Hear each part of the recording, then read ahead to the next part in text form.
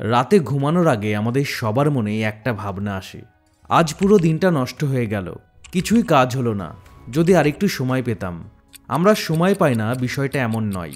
আমরা যেটা করি সেটা হলো সময় কাজে লাগানোর পরিবর্তে সময় নষ্ট করি। কাজের সময় অকাজ বেশি করি, তারপর যখন সময় ফুরিয়ে যায় তখন কাজের জন্য সময় খুঁজি। আর এটা এমন একটা চক্র যেটা দিনের পর দিন চলতেই থাকে।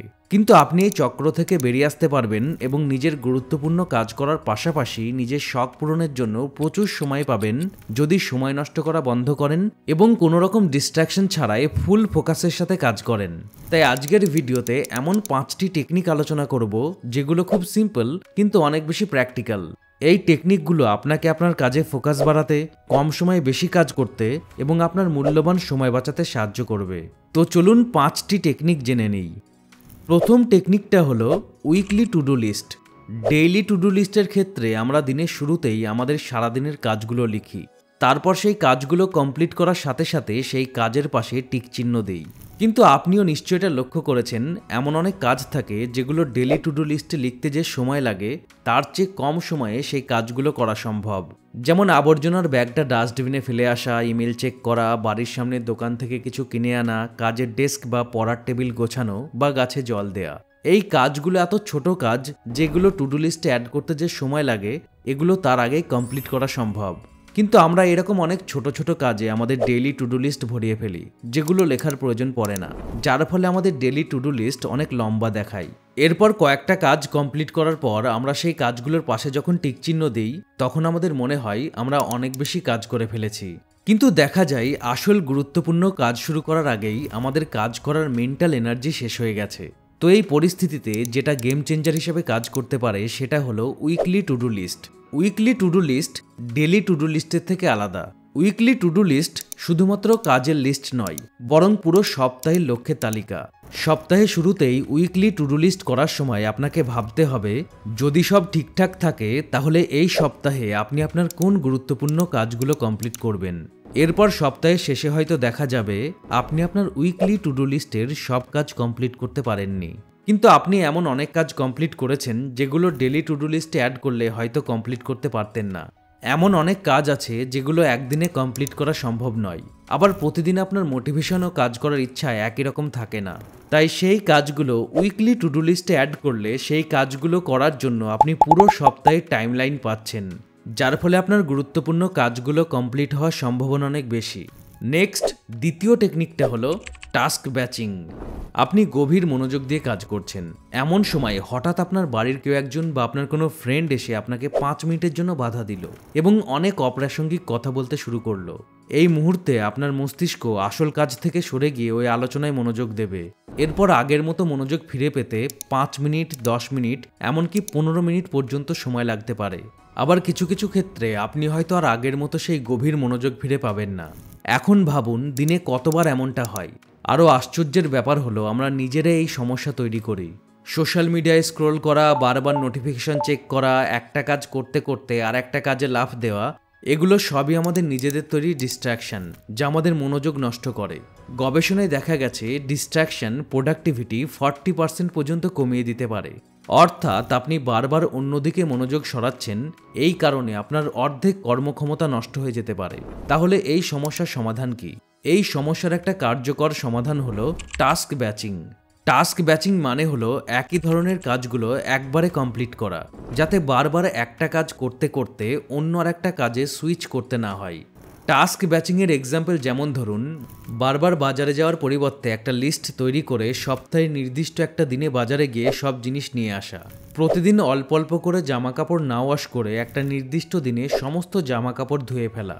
তো একই ধরনের কাজ একটা নির্দিষ্ট সময়ে করার এই টাস্ক ব্যাচিং টেকনিকটা আপনি আপনার প্রফেশনাল, পার্সোনাল লাইফ যে কোনো ক্ষেত্রে অ্যাপ্লাই করতে পারেন। তার জন্য আপনাকে যেটা করতে হবে সেটা হলো একই ধরনের কাজগুলো চিহ্নিত করতে হবে এবং সেই কাজগুলো করার জন্য নির্দিষ্ট টাইম সেট করতে হবে। তারপর সেই সময় কোনো রকম ডিস্ট্র্যাকশন ছাড়াই ওই কাজগুলো করতে হবে। ঠিকঠাকভাবে টাস্ক ব্যাচিং করতে পারলে আপনার অনেক সময় বাঁচবে, মানসিক চাপ কমবে এবং আপনার কাজ করার দক্ষতা অনেক গুণ বেড়ে যাবে। নেক্সট, 3 নম্বর টেকনিকটা হলো ডেডলাইন কম্প্রেশন। আমরা মনে করি বেশি সময় ধরে কাজ করা মানেই বেশি কাজ করা, কিন্তু বাস্তবে ছবিটা আলাদা। কোনো একটা কাজে অতিরিক্ত সময় ব্যয় করলে সেটা কম কার্যকর হতে পারে। পার্কিনসন্স ল অনুসারে যে কোনো কাজ সেই সময় পর্যন্ত দীর্ঘায়িত হয় যতটুকু সময় সেটার জন্য বরাদ্দ করা হয়। অর্থাৎ যদি কোনো কাজের জন্য 2 সপ্তাহ সময় থাকে, তবে বেশিরভাগ মানুষ পুরো 2 সপ্তাহ সেই কাজের পিছনে ব্যয় করবে, যদিও প্রকৃতপক্ষে হয়তো সেই কাজটা করার জন্য কয়েক ঘন্টা সময়ই যথেষ্ট। পার্কিনসন্স লয়ের আরেকটা ভালো এক্সাম্পল হলো, স্কুল কলেজের অ্যাসাইনমেন্ট কমপ্লিট করার জন্য 1 মাস সময় পাওয়া গেলেও বেশিরভাগ স্টুডেন্ট শেষ মুহূর্তে গিয়ে অ্যাসাইনমেন্ট কমপ্লিট করে লাস্ট ডেটে সাবমিট করে। আসলে আপনার কাছে যখন অনেক বেশি সময় থাকবে, তখন সহজ কাজগুলো করার জন্যও আপনি অপ্রয়োজনীয়ভাবে অনেক বেশি সময় নেবেন। কিন্তু যখন আপনার কাছে সময় কম থাকবে, তখন আপনি দ্রুত অ্যাকশন নেবেন, অপ্রয়োজনীয় ডিস্ট্রাকশন এড়িয়ে চলবেন এবং আপনার সম্পূর্ণ মনোযোগ কাজেই নিবেশ করবেন। তাই গুরুত্বপূর্ণ কাজের জন্য নিজেকে আনলিমিটেড সময় দেওয়ার পরিবর্তে সেই কাজ করতে নর্মালি যতটা সময় প্রয়োজন তার থেকে কম সময়ের ডেডলাইন দিন। দেখবেন আপনি আরও বেশি মোটিভেটেড ও এনার্জেটিক হয়ে উঠবেন এবং ডিপ ফোকাসের সাথে কাজ করবেন। ডেডলাইন কম্প্রেশনের লক্ষ্য কম সময়ে বেশি আউটপুট পাওয়া, যাতে জীবনের গুরুত্বপূর্ণ বিষয়গুলোর জন্য আরও বেশি সময় পাওয়া যায়। নেক্সট 4 নম্বর টেকনিকটা হলো ওয়ান টাচ রুল। বেশিরভাগ প্রোডাক্টিভিটি টিপসে এই পরামর্শ দেওয়া হয় যে সব ধরনের ডিস্ট্রাকশন সম্পূর্ণভাবে দূরে সরিয়ে সম্পূর্ণরূপে কাজে ডুবে থাকা উচিত। তবে বাস্তবে এটা সবসময় প্র্যাকটিক্যাল হয় না। কাজ সম্পর্কিত এবং এমার্জেন্সি কিছু ইমেল, মেসেজ বা নোটিফিকেশন থাকে যেগুলো রেসপন্ড করতেই হয়, আর এগুলো সম্পূর্ণভাবে এড়িয়ে যাওয়া রিয়েলিস্টিক নয়, কারণ এগুলো ক্রমাগত ডিলে করলে বা পরে দেখার জন্য রেখে দিলে অপ্রয়োজনীয় চাপ বাড়ে এবং কাজের কোয়ালিটি খারাপ হয়। তাই এক্ষেত্রে ওয়ান টাচ রুল কাজে লাগানো যেতে পারে। ওয়ান টাচ রুল হলো, যদি কোনো কাজ 1 মিনিটেরও কম সময়ে বা শুধুমাত্র একবার টাচ করে বা খুব ছোট্ট একটা অ্যাকশনে কমপ্লিট করা যায়, তাহলে সেটা পরে করার জন্য পিছিয়ে দেওয়ার পরিবর্তে সেটা ইমিডিয়েটলি করতে হবে। তাই কাজ করার সময় কোনো ইমেল, মেসেজ বা নোটিফিকেশন আসলে নিজেকে জিজ্ঞাসা করুন, আমি কি 1 মিনিটেরও কম সময়ের মধ্যে বা শুধুমাত্র একটা অ্যাকশন নিয়ে এটা কমপ্লিট করতে পারবো? যদি উত্তর হ্যাঁ হয়, তাহলে তখনই কমপ্লিট করুন। আর যদি সম্ভব না হয়, তাহলে সেটা করার জন্য একটা নির্দিষ্ট সময় ঠিক করুন। ওয়ান টাচ রুল মেনে ছোট ছোট কিন্তু প্রয়োজনীয় কাজগুলো ইমিডিয়েটলি করলে সেই কাজগুলোর বোঝা তৈরি হওয়া বন্ধ হবে, যার ফলে সেগুলোর মানসিক চাপ কমবে, প্রোডাক্টিভিটি বাড়বে এবং আরও বড় ও গুরুত্বপূর্ণ কাজের জন্য আপনার এনার্জি সেভ করা থাকবে। লাস্ট 5 নম্বর টেকনিকটা হলো the power hour. Power hour হলো দিনে সেই সময় যখন আপনি ন্যাচারালি সবচেয়ে বেশি ফোকাসড, ক্রিয়েটিভ ও প্রোডাক্টিভ থাকেন। আল্ট্রাডিয়ান ও সার্কেডিয়ান রিদমের কারণে আমাদের প্রোডাক্টিভিটি লেভেল সারাদিন একই রকম থাকে না। এই আল্ট্রাডিয়ান ও circadian rhythm sleep pattern, diet ও স্ট্রেস লেভেলের মতো বিষয়গুলোর উপর নির্ভর করে। তাই প্রতিটা মানুষের ক্ষেত্রে এই বায়োলজিক্যাল সাইকেলগুলো আলাদা হয়, আর সেই কারণে সব মানুষের পাওয়ার আওয়ার সেম হয় না। কিছু মানুষ গভীর রাতে ভালো কাজ করে, আবার কিছু মানুষ ভোরবেলা ভালো কাজ করে। কিন্তু আমরা যে ভুলটা করি সেটা হলো অন্য কারোর টাইম টেবিল নিজের ওপর চাপিয়ে দিই। সোশ্যাল মিডিয়ায় কোনো এক মোটিভেশনাল ভিডিওতে ভোর 5টায় ঘুম থেকে উঠে কাজ করার কথা বলা হচ্ছে, আর আপনি এটা দেখে মোটিভেটেড হয়ে ভাবছেন আপনিও ভোর 5টায় উঠে ভালো কাজ করবেন। এমনটা নাও হতে পারে। অনেক সফল মানুষ আছেন যারা দুপুরের আগে ঘুম থেকে ওঠেন না, কিন্তু তারা গভীর রাতে অবিশ্বাস্য কাজ করেন। তাই মূল বিষয়টা হলো আপনাকে খুঁজে বার করতে হবে আপনার ব্রেন ও মাইন্ড কখন সবচেয়ে বেশি ফোকাসড থাকে। এটা বোঝার জন্য আপনি একটা সিম্পল এক্সপেরিমেন্ট করতে পারেন। একই কাজ সকালে, বিকেলে এবং রাতে দিনের বিভিন্ন সময়ে করুন, তারপর রেজাল্ট তুলনা করে দেখুন। রেজাল্টে বিরাট পার্থক্য দেখতে পাবেন। একবার আপনার পাওয়ার আওয়ার খুঁজে পাওয়ার পর সেই সময়টা আপনার সেই কাজগুলোর জন্য নির্ধারণ করুন যে কাজগুলো আপনার জন্য অনেক বেশি গুরুত্বপূর্ণ এবং যেগুলোতে অনেক বেশি ফোকাস ও মেন্টাল এনার্জি প্রয়োজন হয়। আপনার পাওয়ার আওয়ার অনুসারে আপনার কাজের সময় নির্ধারণ করলে আপনি ফুল ফোকাসের সাথে ডিপ ওয়ার্ক করতে পারবেন, যার ফলে আপনার প্রোডাক্টিভিটি বাড়বে, কাজের কোয়ালিটি ভালো হবে এবং কম সময়ে বেশি কাজ করতে পারবেন। তো এবার 5টা টেকনিক সামারাইজ করা যাক। টেকনিক 1, ডেলি টু ডু লিস্টের পরিবর্তে উইকলি টু ডু লিস্ট বানান এবং এই লিস্টে আপনার সেই গুরুত্বপূর্ণ কাজগুলো অ্যাড করুন যেগুলো আপনি পুরো সপ্তাহের মধ্যে কমপ্লিট করতে চান।